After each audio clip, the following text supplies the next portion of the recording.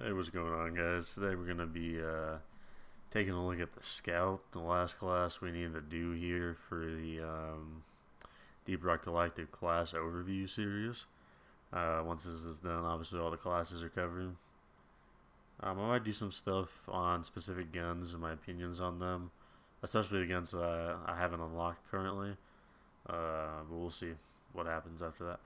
So yeah, let's take a look at the Scout here. Obviously, as you can see just by the levels here, this is probably my least experienced of all the classes. Obviously, you can see Gunner and Engineer, and then Driller, then Scout. But having played Scouts as well as obviously played with a lot of Scouts, understood a basic and somewhat in-depth understanding of his class and his equipment. I felt like I could give a fairly good overview of him, anyways. So the Scout you see his little preview video there shows off some of his equipment, weapons, and stuff like that, as well as the description of him below that, which is, as the Scout, you are the only one to carry the powerful flare gun, and the entire team depends on you to light, for light. To scout ahead, you're also equipped with a grappling hook, letting you get to almost anywhere, but while you are carrying an assault rifle, but you are carrying an assault rifle and a sawed-off shotgun. You should still be careful not to get cut off from your team. The caves don't take kindly to lone explorers. So yeah, obviously most of the stuff is a pretty base level too, so you can get an idea of like what it is just from the get-go here. As you can see, I don't have much customizations for the Scout or his weapons, but I have something for the boomstick, I guess. So let's go over his primary weapons here. First standard weapon everyone gets, a deep core Gk2 Assault Rifle.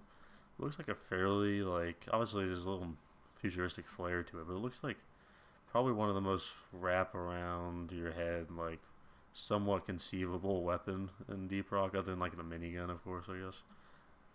So yeah, it looks like just like a futuristic sci-fi regular assault rifle. Pretty cool looking thing. And it's nothing fancy.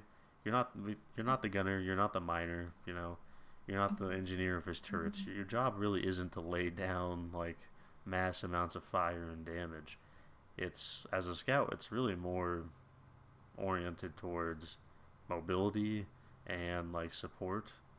Both mobility to keep yourself in good positions and to survive, as well as mobility to help collect the resources and items that the team might need. So as this, it's a pretty standard gun. It's nothing special, but it gets the job done. It'll handle any of your grunts and really Praetorian and below really fairly well, especially considering the less impactful nature of it. Obviously, if you go up against a dreadnought, you go up against an oppressor or something like that, you might have a little more difficulty, especially if you're alone and don't have any support for you. But that's what your preferably your teammates are for, hopefully, if you have a gunner or a driller. Or Bosco, I guess, if you're alone. But yeah, solid gun. Definitely fills the purpose of what you need. Just a quick substandard regular weapon to deal with grunts and other things that annoy you, like Praetorians. But not something obviously a gunner, because it's not really oriented towards your class and your mobility aspect. Those are the stats, as you can see below there. And yeah, this is base everything, so this is what it just looks like on its own. As you can see, you have two more primaries. I currently do not have either of them unlocked, but I can tell you what they are and tell you a little about them and what's their vibe. So the second gun you unlock is the M1000 Classic. Let's see if I have any of these guns available for upgrade right now. I don't believe I would. Doesn't hurt to check. Yeah, I don't think so. But basically with that second weapon here, once we here is the M1000 Classic. It's a semi-automatic rifle. So it's kind of like a sniper rifle or a long-range rifle. And it's semi-automatic, so obviously not a great fire rate. It's meant more for long, medium-range encounters. Obviously, Does a little more damage per shot than maybe your assault rifle, but you obviously don't shoot as fast being a semi-automatic, rifle. But trade-offs, obviously, thing's gonna have improved accuracy, damage, be better at long, range, so that you can hit targets more effectively. But again, as a gunner or as the scout, you're really not bringing any weapons to the table that are like boss, shredders. You're not the gunner who can go up against detonators and dreadnoughts and oppressors and just tear through them on your own or with other people. You really your weapons serve to protect you from grunts, Praetorians, stuff like that, as well as help support the team and kind of manage those enemies while your team is fighting either same enemies or something bigger. So yeah, semi-automatic rifle, pretty standard stuff. The next slot would be in his little third unlockable item over here. I know this kind of just looking at an unlock box basically, but it is the DRAK, or I guess you can DRAC or whatever, 25 plasma carbine. Carbine, however you want to say it. This is obviously full auto, I believe, so shoots a little faster. Doesn't do as much damage, obviously, as something like the rifle we just mentioned, but it's good. Medium encounters, close range, obviously, it can hit anything reliably. Fairly solid for solid or long range as well. Fairly new weapon, I believe, added to the game relatively to other weapons at least. But it's kind of more the same with the assault rifle, and the carbine here. It's slightly faster, slightly more damaging option to deal with your smaller enemies or Praetorians that affect you. Nothing groundbreaking, nothing that's gonna shred high-powered enemies. But something solid that has a good rate of fire and damage capability, as well as decent range capabilities to keep yourself safe from any enemies you might encounter. Next, we got your secondary. You also got 3 options. Obviously, I only have the jury rigged boomstick shotgun. This is not what it looks like on a base level. I got 2 skins for it that I usually equip, but that's what it is on a base level. Just fairly standard, like double-barreled, short, stock shotgun, I guess. Obviously, the thing doesn't have a huge amount of like ammo capability for magazines or just overall, so you gotta be a little more sparing about how you use it.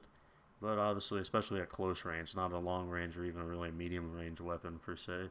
Obviously, at close range, it can blow the shit out of whatever you're shooting. Any spiderlings, grunts, Praetorians you shoot with this thing, it's going to do a lot of damage to them, if not kill them in 1 or 2 shots. So a very powerful close range weapon, especially if you're running something like the rifle mentioned before, the semi-automatic one. It's definitely good because obviously that's more predicated towards long range encounters. It's definitely good to have something like this in your back pocket that is very good for close range encounters, if and when those do happen. So yeah, cool little weapon there. As far as his second primary, or secondary in the slot, is the it's got a weird name, Zhukov NUK or Nook 17. Basically, these are like compact submachine guns. It just, I don't know for real word, kind of like an Uzi, I guess, would be the closest thing. They're very small, compact submachine guns, got a high rate of fire, decent amount of ammo storage, and you can light up a lot of enemies, assuming they're Praetorian and under, basically. It's kind of the theme with them. Very high rate of fire, decent ammo, decent damage for, how small a submachine gun caliber is, as well as the rate of fire balance there. So if you want something that shoots a lot more bullets, a lot faster, maybe for a little more crowd control aspects of just spraying and praying, probably the option to go with. His third secondary weapon that's unlockable. Yeah, this slot's kind of pretty cool weapon actually. I don't know from personal experience how cool or practical it is, but it looks nice and something I definitely want to use.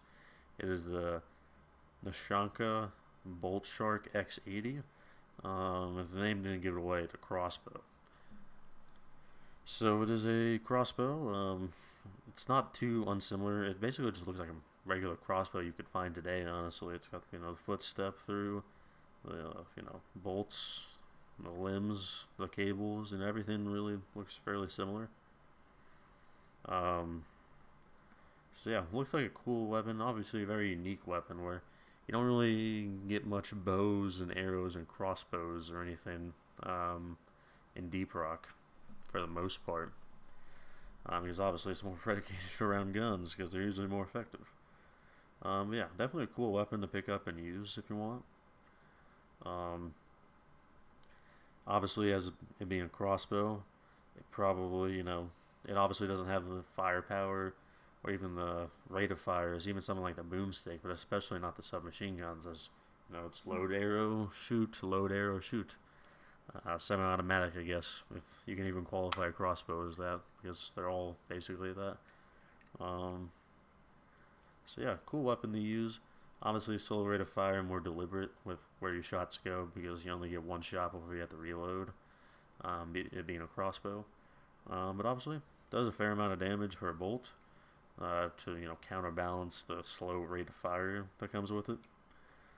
So yeah, if you want a cool, unique secondary weapon that might not have a great rate of fire, but is fairly accurate, decent at longer range encounters than some of your other secondaries, as well as hits probably harder or as hard as the boomstick up close. Definitely something to check out because of its cool factor and uniqueness. Plus its practicality. Obviously, you got your pickaxe, your high intensity flare, your armor rig. Armor rigs, I do believe. I'm not sure if it's standard across. I mean, they all look fairly similar, especially at base level. But I'm not sure if the upgrades built into it are all standard across the board. I'm pretty sure they're different, but don't quote me on that. First piece of equipment we got here is the flare gun support tool. So it looks like on the base level. Looks like if you're holding it there. It's got 3 upgrade paths. I only have 1 available until I get level 5 and 10. So basically what this does, obviously, is it shoots flares. And it doesn't shoot the flares, like the high intensity flares that everybody gets, that are like right here, that only are subcompact, don't last that long, don't illuminate a massive amount of area. The flare gun, this thing lasts for 75 seconds, so quite the time when you're considering just a flare. It's got 3 magazine size, but it's got 12 ammo, so it has to be somewhat deliberate with how you use it, but you can kind of, any cave or large area you go to, you can be pretty liberal with your use of just lighting up the cave. 2.4 second reload time and rate of fire of 1. Basically what this does is it shoots out a flare, but it shoots out a much more powerful flare than what a regular high intensity flare would give off. Not only does it last longer, obviously you can get this, another advantage is it lasts longer. You can get this to places where regular flares wouldn't be able to really get, because it's a flare gun. You can shoot it on the walls, on the roof, on the ground, anywhere you want to, farther and more accurately than a regular flare that you just throw. And the last and probably most important difference is this flare illuminates and is much more brighter than just a regular high intensity flare that you would throw and that everybody has. We're talking, say, your standard cave, fairly big and large. You shoot one of these in the roof towards the middle of the cave, and it basically illuminates the entire cave system. Not the entire cave system, but the entire cave-like area or room you're in can get illuminated by usually 1, maybe 2 flares. So very powerful flares that you can shoot farther, more accurate, last longer, and are much more brighter. Obviously not something that's an essential necessary because everyone has flashlights, everyone has flares, but very helpful because it basically means other players don't have to constantly be using their flares, and you can basically see everything you need to see or want to see more reliably and for longer periods of time without having to, kind of search around in the dark with your flashlight at a few flares you have left because you're spamming them. So no, maybe not something essential or incredibly useful or needed, but it's definitely something that you really notice when it's gone and really want when you don't have one. Very useful tool to have for both you and your team. Next, you got a grappling hook. This is just for you. Doesn't really have any team utility, but it has team utility extended by how you use it. So you have the grappling hook traversal tool you got here. As this kind of would imply, it's a device that shoots out a grappling hook. You have a range of about 20 meters. You have a cooldown of about 4 seconds. Wind up 0.4 seconds. Risk of accidental death is high. It's kind of just a joke, but it's also true because when you grapple up to places, you're generally using this to grapple places that other people can't get. So places on the ground don't need a grapple tool because you or your teammates can get there. Places low hanging on the wall, you don't need a grapple tool. It's generally places like high on the walls of a cave or on the ceiling of a cave where there's, items or minerals that your team needs or wants that really only you can access without having to use, obviously you could shoot a zip line up there or, have a massive, stairway built by the engineer, a massive hole built by the driller. But you're the only one who can really access those areas reliably, quickly, and efficiently to get whatever is up there with the grappling hook, obviously. So this is a good tool to collect minerals and items for your team that are in hard to reach places for your other teams that don't have this. It's also fairly handy as a mobility tool to zip around different places of the cave, get places you need to go quicker, leave quicker. Very useful mobility tool. You got your 3 grenades left, your IFG throwable. Basically what this does, as you can kind of get from the picture and the icon here, basically you throw one of these and whatever's in the radius of the 3-meter radius of this for 15 seconds has their strength weakened and they move a lot slower.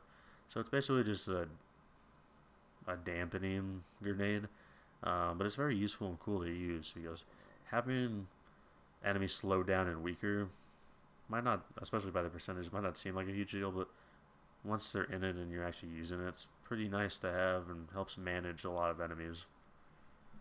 Next, we got your Cryo Grenade. Doesn't show it on the screen here, unfortunately, but you kind of get the picture from the icon and everything in the description. Throw one of these, explodes. Anything in its radius, it freezes. Flash freeze for a period of time, which is obviously very useful. Obviously, it inhibits people from moving, so anything you need to kind of manage or get away from, it can't move anymore. As well as I'd assume as it is with the cryo can, freezing them with a grenade probably makes them weaker and more susceptible to attack, so another benefit there.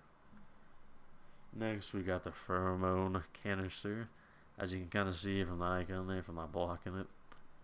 You throw these, whatever it hits in its radius. As you can see from the description, any creature covered with this substance will becomes an irresistible target to any kind of noxious wildlife. So basically, whatever gets hit by this is going to get targeted by, the other aliens and monsters in there. So it's kind of a distraction tool, kind of a harming tool, because whatever is there will get harmed by the aliens, but it also distracts from you by making it target something else. So kind of good distraction tool there. So that's a scout general overview and all of his gear. Hope you guys enjoyed the video. Leave any comments or any questions you have in the comments, as well as any other video recommendations for this or other games. Yeah, like, subscribe if you like the video and like the content I produce. Really helps grow the channel and get the video out there. And I'll see you guys in the next video.